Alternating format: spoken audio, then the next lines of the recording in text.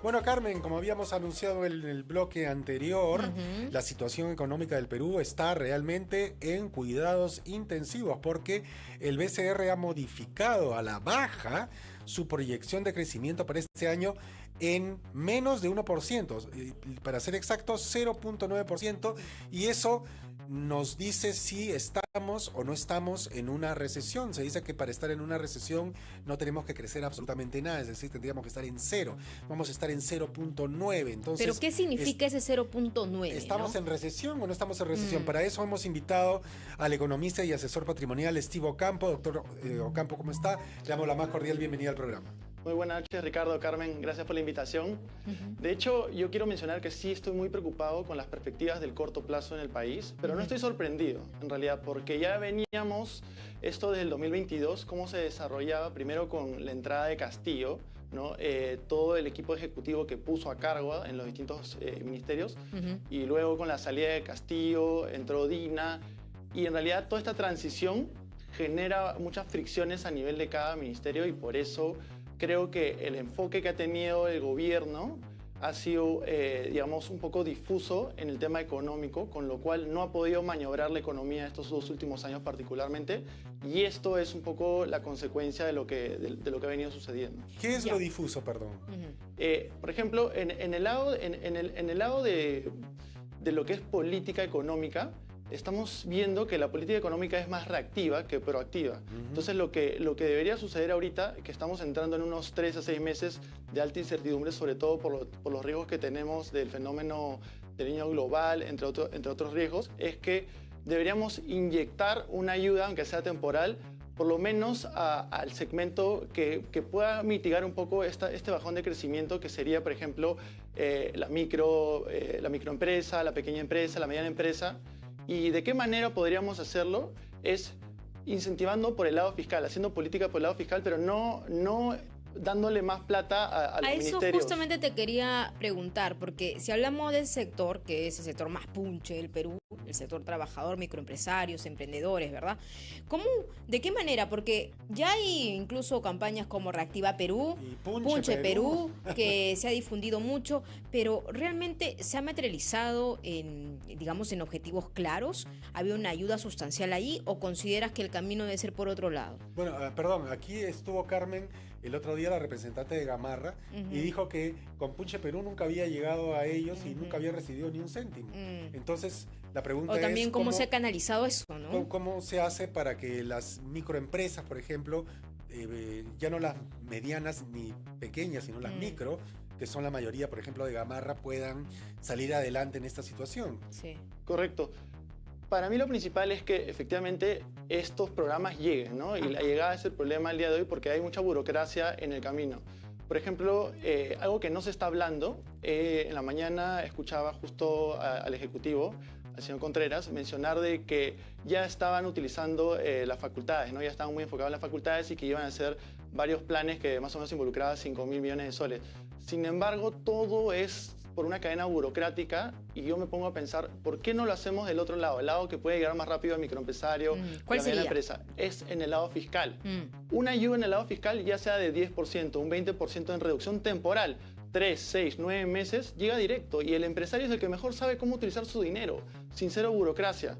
Y ese segmento ya está registrado por la SUNAT. Yo también creo que sería apuntar a esa idea que nos está dando en estos momentos, Steve, porque evidentemente, como dicen los microempresarios, la SUNAT te aprieta.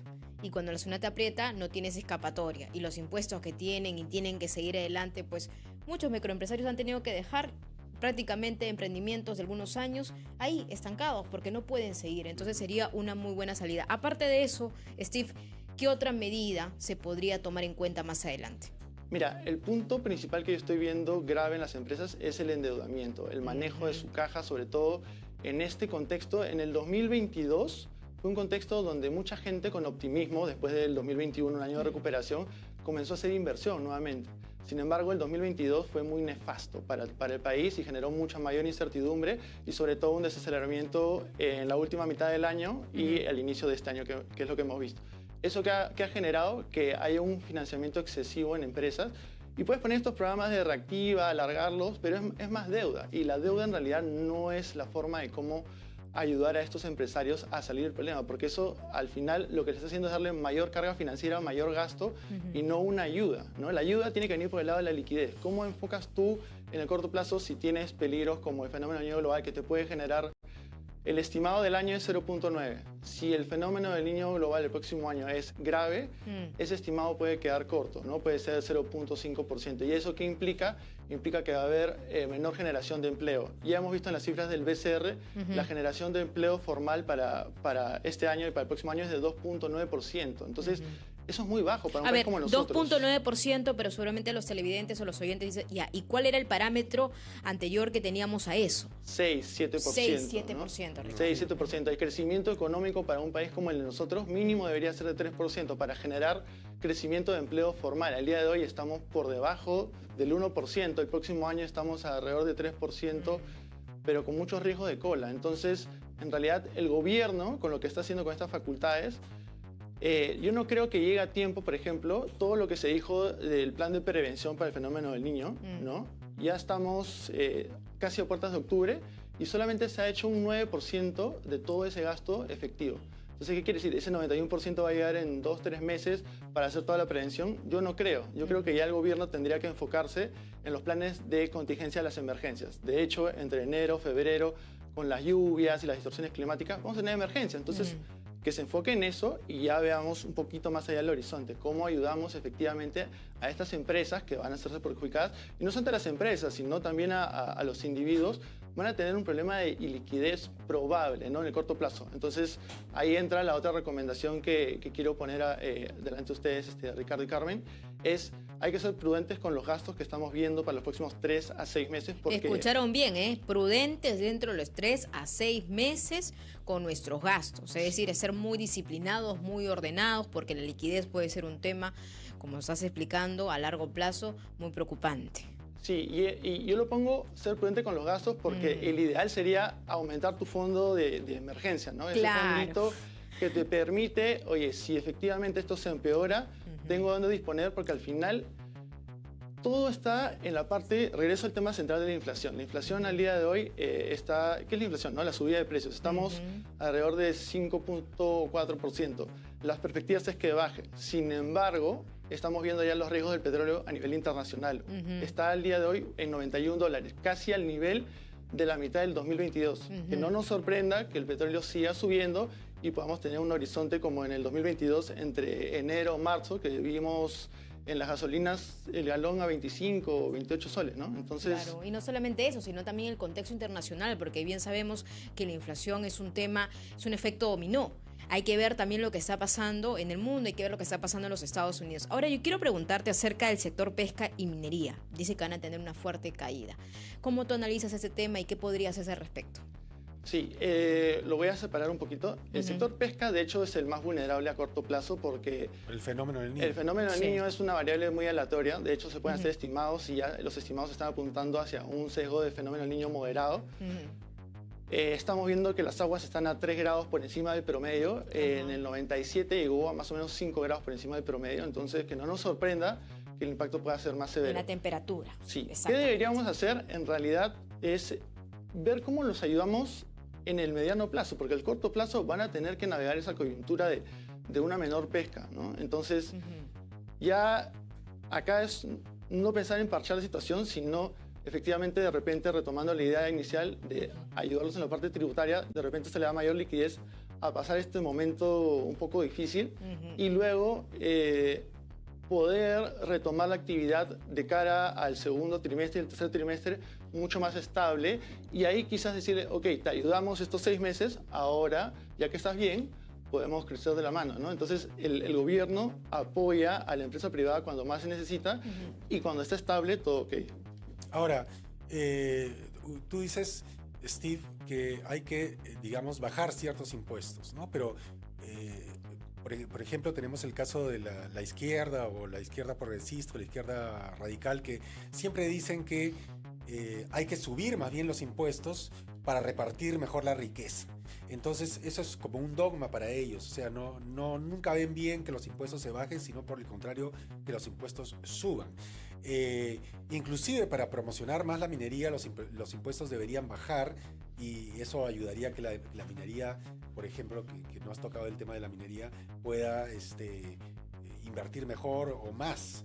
Pero tenemos este otro pensamiento que siempre dice que tiene que haber más impuestos para que haya más justicia social y mejor repartición de la riqueza. ¿Eso en realidad ayudaría o no ayudaría? Desde el lado de vista económico, en realidad es muy complicado darle todo ese tributo a quien dictamina qué es justicia, ¿no? Y cómo repartir esos bienes. Yo en realidad soy mucho más enfocado en ver las soluciones que sean efectivas. Y yendo al tema minero, se está haciendo ahora sí un destrabe mucho más cercano con la minería, pero lo que no estoy viendo es la solución al problema de fondo. ¿Cuál es el problema de fondo? El tema social. El gobierno le dio la espalda a la minería por muchos años con todo el tema social. Recién están nuevamente reenganchándose en ese tema, pero tiene que haber mucha más cercanía, tiene que haber apoyo del gobierno, de la mano de la minería, en cómo enfrentar todos estos temas sociales. El centro-sur de nuestro país es el más afectado, pero es el más rico en ese mineral, ¿no? Y no sabemos aprovecharlo. Lo otro que también vemos es hay mucha minería informal que quiere formalizarse, ¿no? Que de repente comenzó siendo informal, pero quiere formalizarse. Hay que darle la forma, los canales para formalizarse, porque al final el corto plazo va a pasar, pero lo que va a quedar es el mediano plazo. Entonces el mediano plazo es lo que vemos al día de hoy. Yo por eso digo, no me sorprendo de ver un 0.9% de crecimiento económico, porque nosotros analizando un año para atrás sí veíamos varios riesgos de cola para el país. Quizás no tan profundos para llegar a 0.9%, pero sí tranquilamente a 1.5, a 1.8, ¿no? Steve, yo te pido, Ricardo, porque nos está escuchando muchos taxistas en estos momentos, señor taxista, tal vez usted que está, ¿no?, sintonizando las cableras y nos está viendo en estos momentos, digo, ya, ¿y cómo me afecta eso a mí? ¿Qué hago? Porque dice la gente, ya, ¿y qué hago con mi platita? ¿No? ¿Qué hago con la platita que tal vez yo tengo ahorrado y que no sé qué va a pasar eso más adelante? Y ahí nos dice el camarógrafo, sí, yo también quiero saber. Dice, bueno, yo también quiero saber.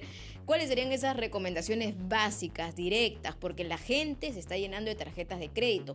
Te vienen así, como si fuera... Sí, te regalan las tarjetas. Hasta los morosos les regalan las tarjetas. O dice tasa preferencial 20%. Yo no sé si es tasa preferencial, pero te vienen cuestiones así alucinantes que muchas personas se preguntarán, ¿realmente debo sacar ese préstamo o no? A ver, por favor, Steve.